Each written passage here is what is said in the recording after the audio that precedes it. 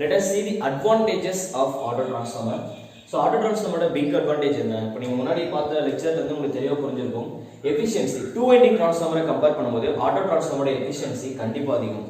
Second weight wise நீங்க compare பண்ணி பாத்தீங்க அப்படினா 2 winding transformer சைஸ் வந்து auto transformer சைஸை விட பெருசாவே இருக்கும், ரைட்? நீங்க லேப்ல கூட பாத்துக்கலாம் இல்லையா? நம்ம இன்ஜினியரிங்ல லேப்ல வந்து நீங்க auto transformer நிறைய பாத்திருப்பீங்க. Size is very small, right? அதே மாதிரி தேர்ட் அட்வான்டேஜ் என்ன அப்படினா we can vary the voltage, right? எவ்வளவு வோல்டேஜ் வேணாலும் நம்ம லெவல வந்து வேரி பண்ணிக்கலாம். that is one more advantage. அப்புறம் voltage regulation is much better than 2 winding transformer. அப்புறம் காஸ்ட் வைஸ் சைஸ் ஸ்மால் ஆயிடுச்சு, காஸ்ட் வைஸ் வந்து இது லோ காஸ்ட் தான். அப்புறம் டைரக்டா ஒரு ஆட்டோ டிரான்ஸ்ஃபார்மர் நீங்க அப்படியே டிசைன் பண்றீங்க அப்படினா ரெண்டு டிரான்ஸ்ஃபார்மர் இருக்கு. நான் ஒரு 2 winding டிரான்ஸ்ஃபார்மர் டிசைன் பண்ண போறேன், இன்னொருத்தர் வந்து ஆட்டோ டிரான்ஸ்ஃபார்மர் டிசைன் பண்றாரு அப்படினா இது ரெண்டுத்தை கம்பேர் பண்ணும்போது amount of copper required to design the auto transformer is much lesser than the amount of copper required to design 2 winding transformer. அப்ப காப்பர் 2 winding transformerல அதிகமா தேவைப்பட்டது அப்படினா லாசஸ் எப்படி இருக்கும்? ரெண்டு டிரான்ஸ்ஃபார்மரையும் கம்பேர் பண்ணி பார்க்கும்போது 2 winding transformer வந்து லாசஸ் வந்து அதிகமா இருக்கும். கிளியர்? இது வந்து நான் சொல்றது வந்து செப்பரேட்டா ஒரு 2 winding transformer தனியா டிசைன் பண்ணிக்கணும், ஆட்டோ டிரான்ஸ்ஃபார்மரை தனியா டிசைன் பண்ணி ரெண்டையும் கம்பேர் பண்ணி பார்க்கும்போது இந்த லாசஸ் வரும். யூசுவலா நம்ம என்ன பார்த்திருப்போம் அப்படினா 2 winding transformer இருந்து நம்ம ஆட்டோ டிரான்ஸ்ஃபார்மருக்கு வந்தோம் அப்படினா லாசஸ் ரிமைன்ஸ், அதுல சேஞ்சஸ் வராது. Don't get confused. clear? next some of the application யூசுவலா ஆட்டோ டிரான்ஸ்ஃபார்மர் நீங்க லேப்ல யூஸ் பண்ணிருப்பீங்க இல்லையா? எங்கெல்லாம் வந்து மோட்டார் இருக்கோ அங்கெல்லாம் வேரியபிள் வோல்டேஜ் ரேட்டட் கரண்ட் வந்து நம்ம அப்ளை பண்றதுக்காக we are using what auto transformer, right? so லேப்ல வெளியில synchronous motors, induction motorsலாம் வந்து we are using auto transformer. next எங்கெல்லாம் வந்து வோல்டேஜ் வந்து நம்ம பூஸ்ட் பண்றோம், லைக் இந்த பவர் டிரான்ஸ்மிஷன் லைன்ல இருக்கு இல்லையா? அங்க வந்து ஃபீடர்ஸ்ல வந்து வோல்டேஜோட லெவலை வந்து அப் பண்ணுவாங்க, right? in such a case we are giving preference for auto transformer, right? so this is all about auto transformer. so auto transformer is completely over. next I forgot to give the examples for magnetic materials that are very important in our exam point of view.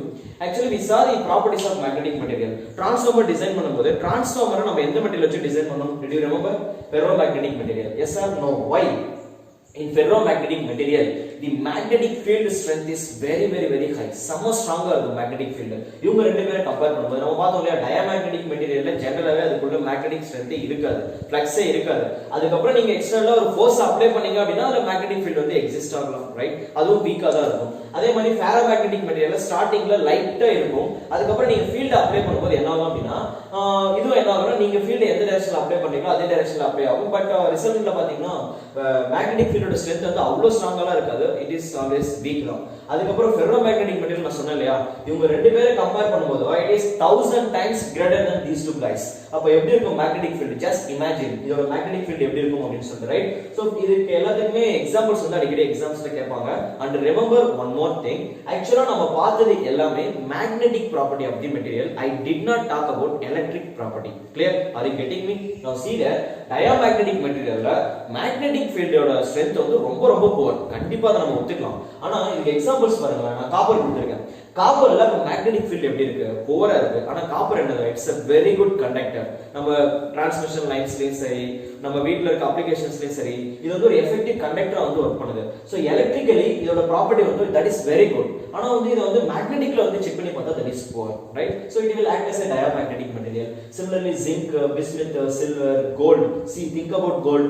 gold வந்து ஒரு perfect conductor அப்படி சொல்லலாம். electrical conductivity அப்படி இருக்கும், almost resistance 0 க்கு நம்ம கொண்டு போக முடியும்.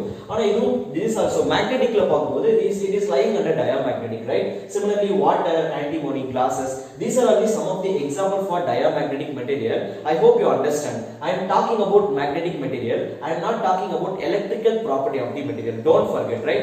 ஒரு காப்பரை பத்தி பேசுறீங்க அப்படினா காப்பர் அப்படிங்கறதுல வந்து magnetic field வந்து வீக்கா இருக்கும், but it is a perfect conductor, very good conductor, right? electrical property that is very good, right? அத மறந்துடாதீங்க. next ferromagnetic material. ferromagnetic materialல the best example ஒருத்தர பத்தி சொல்லணும், that is aluminum. ஏன் டிரான்ஸ்மிஷன் லைன்ல நம்ம யாரை சர்வீஸ் பண்ணிட்டு இருக்கோம்? அலுமினியத்தை தான் யூஸ் பண்ணிட்டு இருக்கோம். ஆனா அலுமினியத்தை பாருங்க, இதுல வந்து மேக்னெட்டிக் ஃபீல்ட் வந்து வீக்கா தான் இருக்கு, but it can act as a good conductor. yes, that is electrically that is good, but magnetically that is weak, right? next titanium, oxygen, right? iron oxide. next we can keep magnesium, that is molybdenum, lithium, right? tantalum. so all are lying under ferromagnetic material, right? so similarly ferromagnetic material. Next we are going to discuss about ferromagnetic material. Ferromagnetic நம்ம எப்படி பார்த்தோம் இல்லையா, iron இத வச்சு தான transformer design பண்ணிருக்கோம். Yes. Next nickel, cobalt, metallic alloys. இதெல்லாம் வந்து actually these two are இது வந்து நமக்கு main materials அப்படினு சொல்லலாம், right? இந்த metallic alloys rare earth magnets அப்படினா இதெல்லாம் வந்து special case, right? அதாவது we have to design fewer for more materials ஒண்ணா combine பண்ணி நம்ம டிசைன் பண்றது அந்த metallic alloy அப்படிங்கிறது. Rare earth magnets வந்து lying under ferromagnetic materials. So these are the examples of magnetic materials. Clear note பண்ணி வைங்க. There are so many questions. இதுல இந்த ஏரியால இருந்து இன்டர்வியூக்கு questions அதிகமா வரும். I will explain. First நம்ம lectures ஃபுல்லா முடிச்சிரோம் and then we will see interview questions எப்படி வருதுங்கறத நம்ம தனியா பார்க்கலாம், right? So இதுல வேற ஏதாச்சும் doubts இருந்தா அப்படினா you can ask in the comment section. So thanks for watching our videos. Thank you all.